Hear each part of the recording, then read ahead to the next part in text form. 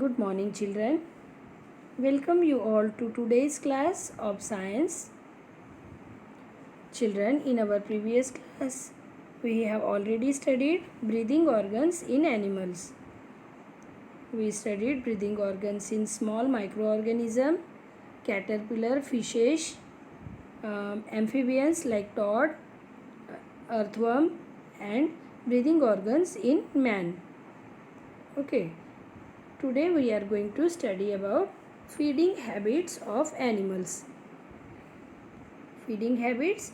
Children, in our previous class we have read that all the animals depends on plant or other animal for their food. All the animals depends on plant or other animal for their food.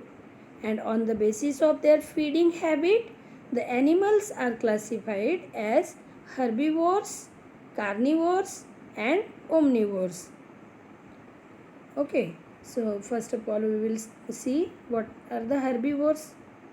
Herbivorous animal. Herbivores means the animal which eat only plant or plant parts, and such animals are called herbivorous animal. For example, cow, goat, deer, you can see in the picture, deer eat only plants and plant parts, so that such animal are called herbivorous animal. And these animals have very sharp front teeth for biting and strong broad teeth at the back for chewing food. You can see the teeth of zebra here. They have very sharp front teeth for biting and strong broad teeth at the back for chewing food. Okay.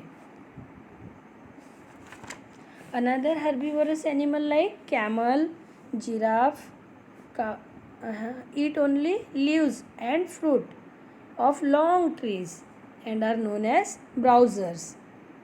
Their long neck and legs help them to reach the food at long heights. Okay.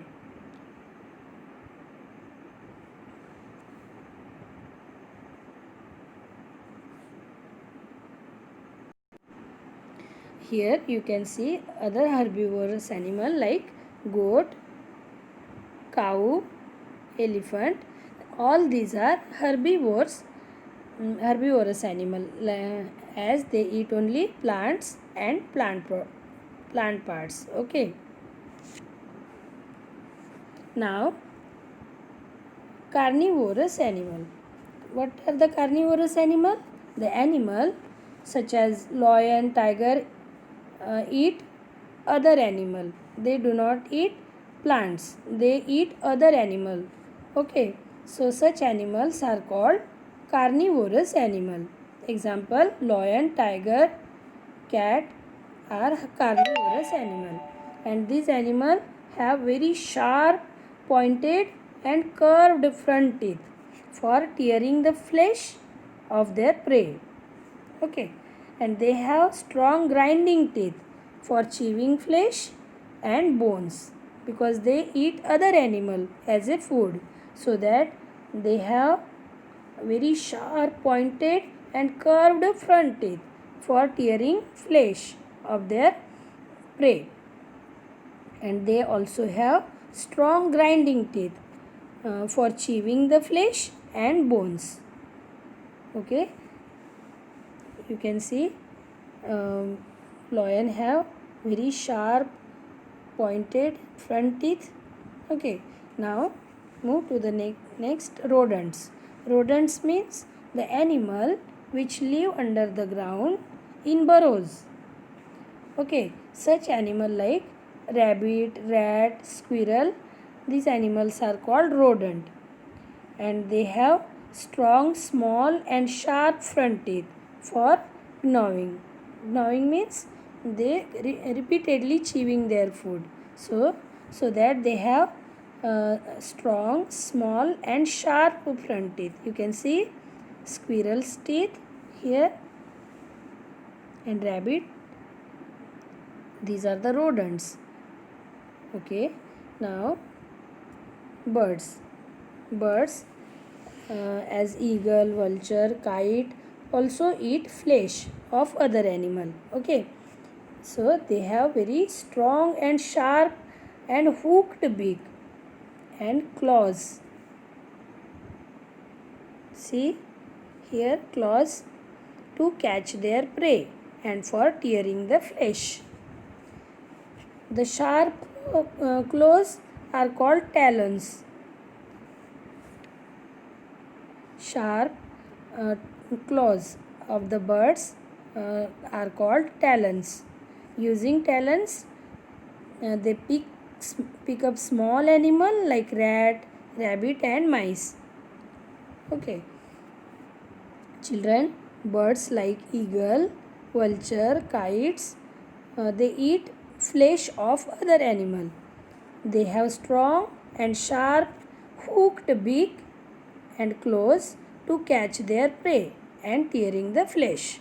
Okay, their sharp claws are called talons, and they using their talons to pick up small animals like rats, rabbits and mice. Okay, you can see. Okay, now move to the another topic. Movements in animal. Movements means locomotion.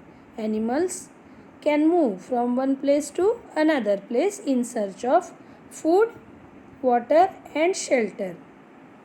Okay, they also need to move to protect themselves from enemies and for building nets.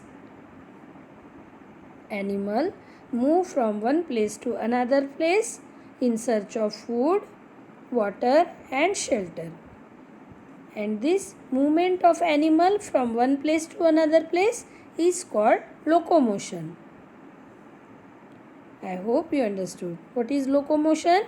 The movement of animal from one place to another place is called locomotion. And animals have different type of organ for movement or for locomotion. So we will see the movements of animal which are living on land. You can see here earthworm living on land. So earthworm move by crawling on the ground. They move by the contraction and relaxation of muscles. Means they move forward by contracting and relaxing their muscles. Okay, the insects like you can see so many insects are here. Grasshopper,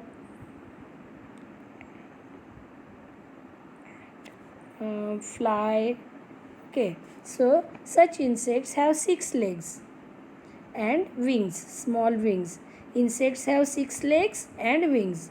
They walk with the help of these legs and run or crawl on the ground. And they fly with the help of their small wings. Insect like cockroaches can run very fast on the ground. They even fly by beating their wings and special chest muscle. But they fly only for short distance. Okay, cockroaches run very fast on the ground. They fly by beating their wings and special chest muscles, but they fly only for short distance. Okay, children? Now, mosquitoes. Mosquitoes and housefly can walk as well as fly very well. You very familiar with mosquito and flies? The mosquitoes and flies can walk as well as fly very well. Now, grasshopper. Grasshopper hop on the ground. Okay, the grasshopper hop on the ground with the help of their legs at the back.